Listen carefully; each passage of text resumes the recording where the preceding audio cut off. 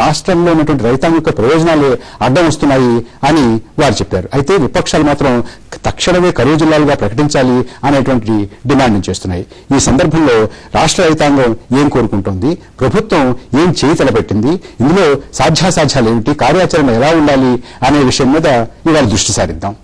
ఇప్పుడు చర్చలో పాల్గొనడానికి ప్రఖ్యాత సామాజిక విశ్లేషకులు ప్రొఫెసర్ కోదండరాం, కాంగ్రెస్ పార్టీ వరిష్ఠ నాయకులు శ్రీ పాల్వాయి గోవర్ధన్ రెడ్డి, రాజ్యసభ సభ్యులు తెలుగుదేశం పార్టీ నాయకులు శ్రీ ఎంవి మైసూరారెడ్డి మనతో ఉన్నారు. గోవర్ధన్ రెడ్డి గారు, అట్టుడిగిపోయింది అసెంబ్లీ ఇవాళ కూడా. చాలా కాలంగా రైతాంగం అంతా కూడా తల్లడిల్లిపోతుంది. అయితే ఇంకా ఇది కరువు లాంటి పరిస్థితి కానీ కరువు కాదు అన్నట్టుగా ప్రభుత్వం ధోరణి ఉంది. అంటే ప్రకటిస్తే బ్యాంకుల నుంచి రుణాలు రావను మరొకటను రాష్ట్ర రైతాంగ యొక్క ప్రయోజనాల కోసమే ప్రకటించట్లేదని అంటున్నారు. కానీ ప్రకటించకపోతే కావాల్సినటువంటి వెసులుబాటు రాదు కదా. ఒకటి ఉందండి, ఇప్పుడు ప్రభుత్వం చెప్పే వాదన 100% కరెక్ట్. ఒకటి ఏంటంటే రైతులకు బ్యాంకుల నుంచి ఎన్నో విధాలుగా రుణాలు పొందవలసిన అవసరం ఇప్పటికి కూడా ఉంది. క్రాప్ లోన్ కాకుండా కూడా medium term, short term loans. ఎందుకంటే ఇదివరకు ఉన్న బోర్లు బాగా ఎండిపోయినాయి, వాటిని రిజర్వేట్ చేయాలి. రిజర్వేట్ చేయాలంటే రైతుల దగ్గర డబ్బు లేదు, they how to borrow from bank. ఒకసారి మీరు కరువు ప్రకటించింది అనుకోండి, banks will not give any money. This a fact, this no doubt about it. I'm also facing it. తర్వాత ఇంకోటి ఏంటంటే, ఇప్పుడు చీఫ్ మినిస్టర్ గారు ఈరోజు ప్రకటించినట్టు ఇది సామాన్యమైన కరువు కాదు. నేను నా జీవితంలో మాత్రం నేను ఇటువంటి కరువు చూడలేదు. తర్వాత ఈ చాలా గ్రామాల్లో 190 గ్రామాల్లో అసలు విత్తనం వేసిన వాళ్ళు లేరు. గవర్నమెంట్ విత్తనం కొంచెం తొందరపడి ఎవరైనా వేస్తే అది ఎండిపోయింది. విత్తనాలు కొనుక్కున్న వాళ్ళు ఇంట్లో పెట్టుకుంటున్నారు, ఆ విత్తనాలు మళ్ళీ చేసుకోవడానికి పనికిరావు. ఇక ఖరీఫ్ మర్చిపోవాల్సింది ఈ సంవత్సరం. మా దగ్గర ఏంటంటే 2-3 అయితే ప్రభుత్వం దృష్టి ఏంటి దీని మీద, ఏం చేద్దాం? ఒకటేంటంటే ఇప్పుడు ఒకటి ఉందండి, ప్రభుత్వం చాలా క్లియర్ కట్ గా ఈ రోజు ప్రకటించింది. ఒకటి ఫాడర్ సప్లై చేయాలని. ఫాడర్ సప్లై చేయటం అంత ఈజీ కాదు, ఎందుకంటే ఇదివరకు ఏంటంటే మిషన్స్ పెట్టి కోయలేదు కాబట్టి. అప్పుడు ఏంటంటే మన గడ్డి వాముడు ఇవన్నీ ఉండే.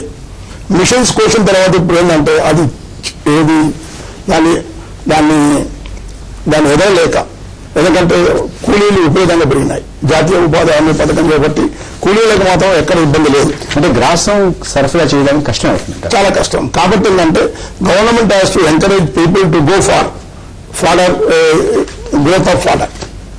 అంటే ఏ మాత్రం కొద్దిగా నీరున్నా కూడా ఇక వరి ఇది అవన్నీ చూసుకోకుండా ఈ మన జొన్నను తర్వాత ఇటువంటి ఫాడర్ను పెంచవలసిందే. తర్వాత ఇది మన తమిళనాడులో ఎక్కడైనా ఉందేమని అనుకుంటున్నాను. పశువుల గురించి మాట్లాడుకున్నా, రైతుల గురించి కూడా మాట్లాడుకోవాలి. రైతులకి ఏం వెసులుబాటు? నేను అదే చెప్తున్నా. రైతులకి ఏంటంటే ఇప్పుడు 90% people, 80 to 90% people in the villages తెలంగాణలో, రాయలసీమలో జాతీయ ఉపాధి హామీ పథకం పనిచేయడానికి పోతున్నారు. దానివల్ల ఎంత లాభం, ఎంత పెరిగింది ఆస్తులు అన్నది ఆ పక్కకు పెట్టి వాళ్ళకు మాత్రం తిండి కొదవ లేకుండా 90 నుంచి 100-120 రూపాయలు వాళ్ళకు ఆదాయం వస్తుంది. కాబట్టి వాళ్ళకు మాత్రం తిండికి కొదవ లేకుండా కనీసం కూలి డబ్బులన్నా వాళ్ళు చెప్తుంది. మైసూరారెడ్డి గారు, ప్రభుత్వం ఏమంటుందంటే ఇది కరువుగా ప్రకటించేస్తే బ్యాంకు నుంచి రావాల్సిన రుణాలు రావు కాబట్టి ప్రకటించట్లేదు, అయినా ప్రకటించకపోయినా చేయాల్సినవన్నీ చేస్తున్నామంటున్నారు. పశుగ్రాసం దగ్గర నుంచి ఉపాధి హామీ పథకాన్ని పెంచడం దగ్గర నుంచి, విస్తృతం చేయడం దగ్గర నుంచి, పనులు చేపట్టడం దగ్గర నుంచి బాగా చేస్తున్నామని అంటున్నారు. ఇప్పుడు ఇంతవరకు అయితే నాకు తెలిసినంత వరకు, నేను చూసినంత వరకు యజ్ఞాలు, యాగాలు, దేవుడి మీద భారం వేయడము, ఇటువంటి మేఘమదనాలు, ఇటువంటి కార్యక్రమాల్లో నిమగ్నమైనారు. కానీ వాస్తవానికి కరువు ప్రకటించాలా ప్రకటించకూడదా అనేది అది ఒక సబ్జెక్ట్, ఒక టెక్నికల్ వర్డ్. కాకపోతే ప్రభుత్వం ఎన్నో చర్యలు తీసుకోవచ్చు, నేను దాన్ని కాదంటాం లేదు. కొన్ని రైతులకు ఇబ్బందులు ఉన్న మాట వాస్తవంగా కాదన్నాను. అవి కాకుండా మిగతా చర్యలు ఏం చేసినారనేది ఇప్పుడు ప్రశ్నార్థకం. ఒకప్పటి పరిస్థితులు వేరు, ఇప్పుడు పరిస్థితులు వేరు. ఇప్పుడు ఉన్న పరిస్థితులన్నీ చాలా మార్పు చెందినాయి. గతంలో కరువు గురించి ఏమేమి చర్యలు తీసుకోవాలా, కరువు వస్తే కరువు రాకముందే ఏం చర్యలు తీసుకోవాలనేది ఒక మాన్యువల్ ప్రకటించినారు ఆంధ్రప్రదేశ్ ప్రభుత్వమే. ఆ మాన్యువల్ పాటించినా కానీ నిజంగా సంతోషించేవాడిని.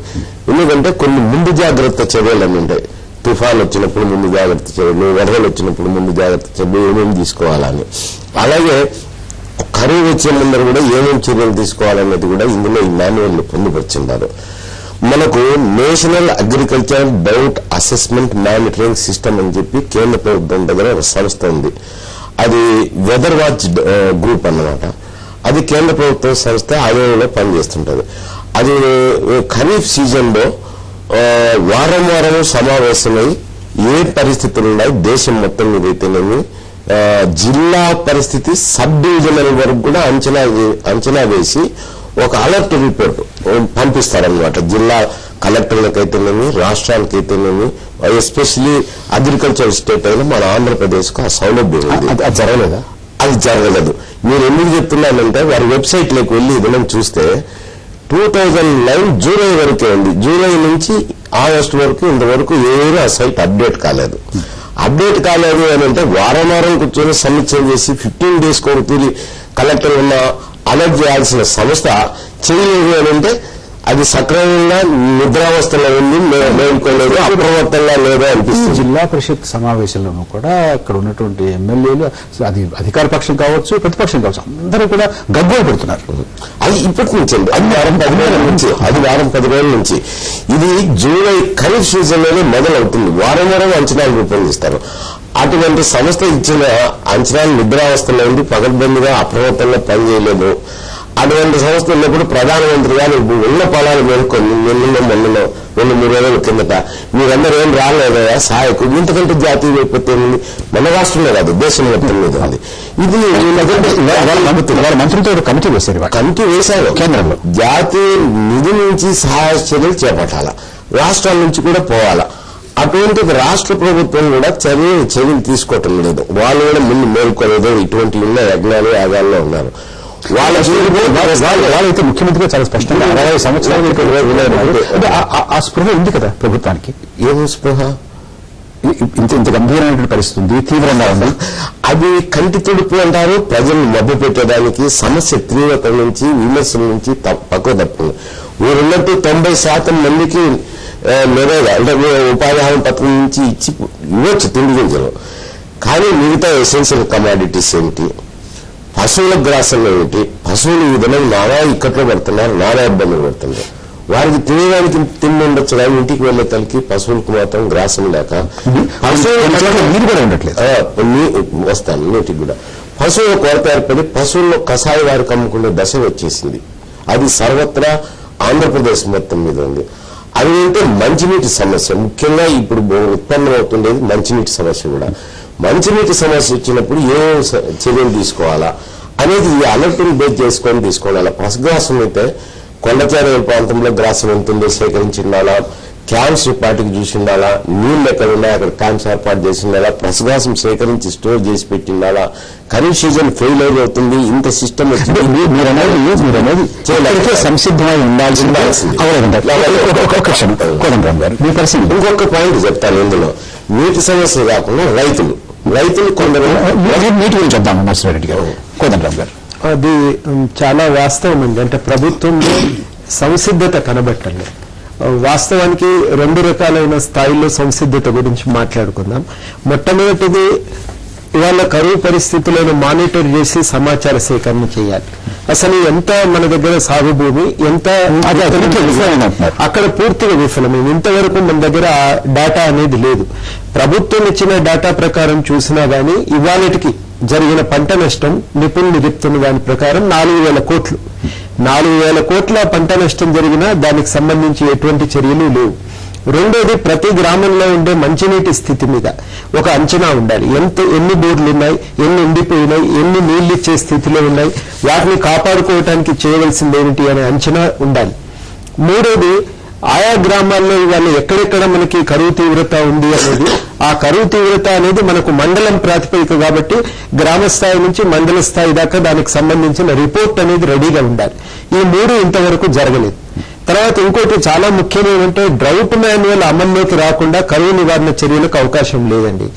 కొంత ఇప్పటికున్న డ్రౌట్ మాన్యువల్ బాగానే ఉంది. ప్రకటించకపోయినా అవే చేస్తాము అనేటువంటి అది సాధ్యం కాదు. ఎందుకంటే డ్రౌట్ మాన్యువల్ ప్రకటిస్తే మనకు కొన్ని చర్యలు బాధ్యత ప్రభుత్వం మీద ఏర్పడుతుంది. మొదటిది ఈ వాళ్ళు ఇవ్వవలసినటువంటి అంటే ఈ రుణ సదుపాయాన్ని వాయిదా వేయొచ్చు, అదనంగా రుణ సదుపాయం కల్పించవలసిన బాధ్యత ఉంటుంది.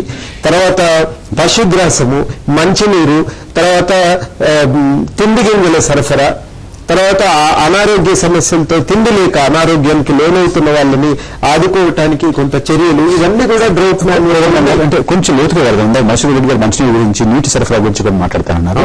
అంతేకాకుండా రైతులు అంటే ఇప్పటి వరకు మనకి పంట పండాల్సినటువంటి పండకపోవడం అలా ఉంచి రైతులు ఇప్పటి వరకు ఒక స్థూలమైన అంచనా ఏంటంటే 3,000-4,000 కోట్ల వరకు పెట్టుబడి పెట్టేశారు, ఖర్చు పెట్టేశారు. ఇంకా వచ్చేటువంటి పరిస్థితి లేదు. అంటే వాటి గురించి కూడా మనం మాట్లాడుకోవాలి. ప్రభుత్వం దాని గురించి ఏం చేయాలో కూడా కొంత ఆలోచించాల్సిన అవసరం ఉంది. దాని ముందు ఒక చిన్న విరామం తీసుకుందాం.